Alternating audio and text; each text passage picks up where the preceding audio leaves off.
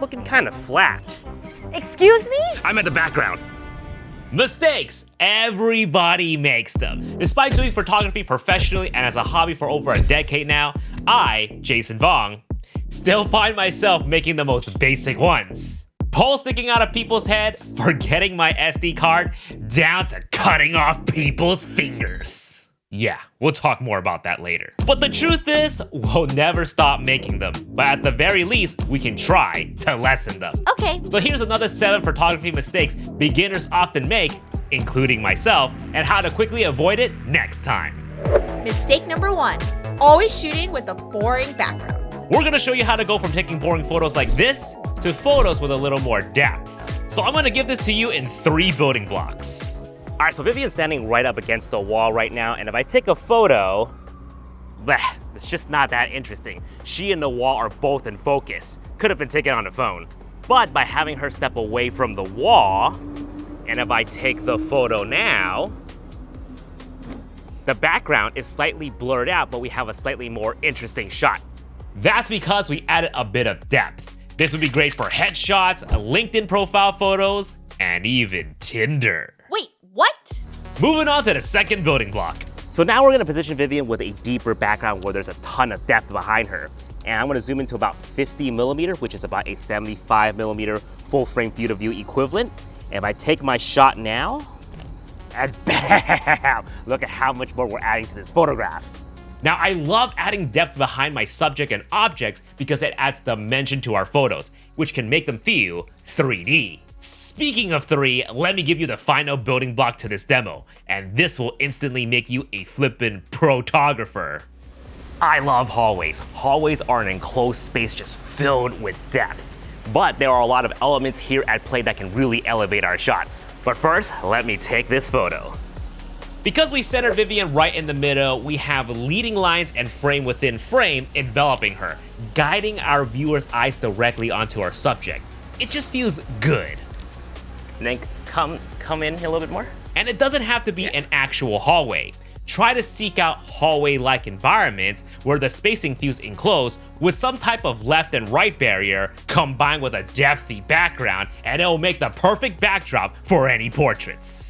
By the way, I'm not using a fancy lens like an f1.8 either. This was taken at f5.6. But let me at least show you what upgrading your lens would do for you. Here's a 56mm f1.4, which is about an 85mm full frame view to view equivalent. Shooting at f1.4, oh, just look at how much Vivienne is popping out of this shot. And I love 56mm on APS-C and 85mm on full frame cameras because it makes my shots feel so alluring. And I'll link some of my favorite portrait prime lenses in the description box below. But hey, if you love this tip, consider hitting the subscribe button because I think you'll like my future tutorials, especially tip number 5 in this video. But for now, Mistake number 2, always cutting off people's body parts. just to clarify, this isn't a guide to help people speedrun into becoming the next star of a popular murder documentary on Netflix, okay? It looks like murder. But rather a very common mistake in portrait photography. Arms are chopped off in the photos, fingers are cut off at the edge of the frame, and tops of the heads being severed. Maybe don't say it that way. Oh God, we're so gonna get canceled. So if we're doing a mid-body shot, I always aim to cut off the frame around the waist and even mid-thigh. Around here, it just feels right. Cutting off at the shin or the knee just looks weird. At that point, you might as well just go for a full body shot that includes the feet. For arms and fingers, just make sure they're above the frame. Cross the arm for a more masculine look, or a gentle caress for a more feminine look. For heads, just make sure to give the appropriate amount of headroom above so the photo does not feel claustrophobic. But when in doubt, shoot a little wider and you can readjust the framing later in the edit. Because you can always crop away parts of the picture, but you can't add to it once it's taken. Unless, of course, you use Photoshop's generative AI, which could save you in some instances, or it can accidentally give you a sombrero. Yikes. Or should I say, ay caramba. Mistake number 3, not being mindful of the aspect ratio. Nothing is more frustrating than the feeling that you took a nice photo, uploaded online for your friends and family to enjoy, just to see it displayed incorrectly on social media. What is this? And you cry wondering why you have 0 likes. Why? Now our cameras by default shoots at a 3:2 aspect ratio, which is fine because we're getting the maximum resolution out of our sensor. But depending on where we'll be uploading our photos to, we may need to be more intentional with our framing. Take for example Instagram. It allows for 4:5, 16:9, and even the new ridiculous 43:9 aspect ratio, a 5120 by 1080 resolution. What is this, movie for ants? But 4:5 shows up the best on mobile devices as it takes up most of the screen. If we stick with the 3:2 default aspect ratio and frame our composition too tightly, we would lose the edges of our frame when we upload to Instagram. I can't tell you how many times that has happened to me. Now some cameras will have a 5:4 guideline, which is a 4:5 vertical, so it would be helpful to enable that, but if you don't have it, same advice. Just shoot a little wider and you can always readjust the framing later in the edit. Knowing where your photo will end up and how your photo will show up will save you a lot of headache. Mistake number 4, always photographing at eye level. This is unfortunately a bad habit that our smartphones have conditioned all of us to do, which is shooting everything at eye level. Because if we try to shoot at any other different angles, it becomes very hard for us to see our composition. That's why everybody's smartphone photos all feel the same. So my challenge for you the next time you go out with your camera is to get low and take the photos. That's right, Michael. Shouldn't have been skipping out on leg days, okay? Squat down, ask to graph, and take your shit. Oh, that is a typo right there. Shot. Whoopsies. If you have a flippy screen, use it. If you don't, just struggle with it and do it anyways, because you'll find that your composition suddenly feels like it has more of an impact, making everyday normal things just feel grander. Take a look at these two shots here, one taken at eye level versus one taken at a lower perspective. The lower perspective one makes our subject look bigger and feel more powerful. And this trick works great for pets, buildings, and even humans. And bonus, try to do it with an ultra wide angle lens if you have one to make your composition feel even more dramatic. What a drama queen. Coming up, we have a very hot tip for you. But first, a word from our sponsor. My mistake is being in a relationship with someone who has a severe case of gear acquisition syndrome. Oh, I'm so torn! What? What happened? Should I get this tiny prime lens or should I get this mega zoom lens? I like this one because it's so small, but this one allows me to get far away shots. Every day, Jason talks endlessly about what new camera gear to buy. Thankfully, I have the Soundcore Work. Alright, talk to me about the pros and cons of each lens. So this was a Sigma 90mm f2.8. With Soundcore Work, I don't actually have to listen to him yap. All I have to do is press the button, and it captures our conversations within 5 meters. And the audio files quickly sync to my phone. And then we can use AI-enhanced intelligence summary to summarize what he said, and afterwards, we can generate an action plan to help him make his decisions. Plus, the reviews are saying this one's fantastic. Wait, say that again. Oh, I said the review said this one's fantastic because it's much smaller. I can also double tap the Soundcore Work so it could place a marker in the transcription. And it'll automatically be highlighted and added to the summary so no important information is missed. Plus, it's super small, like a coin. Look how cute it is. So it sounds like you're better off with the prime lens because it's smaller. And you don't like to carry heavy stuff. I think this one is better. Dagnabbit, you're right. Of course I am. Go for Vivi.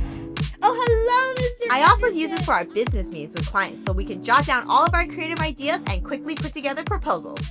Oh, and nothing can trigger the recorder remotely. It only records if we intentionally activate it, ensuring privacy. So check out Anchor's Soundcore Work today in the description box below or click this QR code here. Wait, what mistake are we on? We're on mistake number 5. Mistake number 5. Always struggling in harsh direct sunlight. You might want to pay attention here. Peak high noon sun is possibly one of the more challenging scenarios when it comes to doing portraits outdoors. If you're not positioning your subject properly, it can create awkward shadows on your subject's face and could even give them raccoon eyes. Yikes. Unfortunately, even us, the pros of wedding photographers, struggle in these conditions, but we have a hot tip to always make it work. Or should I say, a cool tip. Avoid having your subject facing directly at the sun. Now, when we're doing portraits in the harsh sunlight, we never want the sun to hit directly on our subject's face. Look how much Vivienne is squinting right now. If I take a photo, doesn't look that flattering. But by positioning our subject away from the sun, we switch places. We're shooting behind the sun now. Things are looking a lot more even now, and our lovely subject here is not suffering. I guess. In photography, we call this backlight because the sun is lighting our subject from the back. You could also say rim light, but you might get some stares. Now don't get us wrong, not all harsh lighting on faces look bad. Portraits in harsh light can look good when it's done tastefully. But when you're just starting out, be conscious of the light and how it affects your subject. Feel free to experiment with the harsh light, but also grab a couple of safety shots that is not in harsh sunlight. Now what's helpful is that we have this dome, this white dome acting as a reflector, so it's bouncing a lot of that sunlight onto Vivienne's face, giving her a nice even lighting right here. Now we are lucky here to have the white dome here acting as a reflector for us. Other portrait photographers would bring a reflector, but Jason Vong brings the dome. The dome! But if you often find yourself having none of that, then try to look for a shaded area, use the sun for backlight, and you should walk away with something decent. On the flip side though, Mistake number 6. Always photographing at night with no light. during our travels, I often see people taking photos in the dark, and boy is it a struggle bus for them. Portraits are dark, photos are noisy, vacation is ruined. Congratulations, your kids hate you now. So what could we have done? Invest in some lights. LED panels like these are super affordable these days. This shot of Vivienne here at the fireworks show were lit by this tiny amaranth light.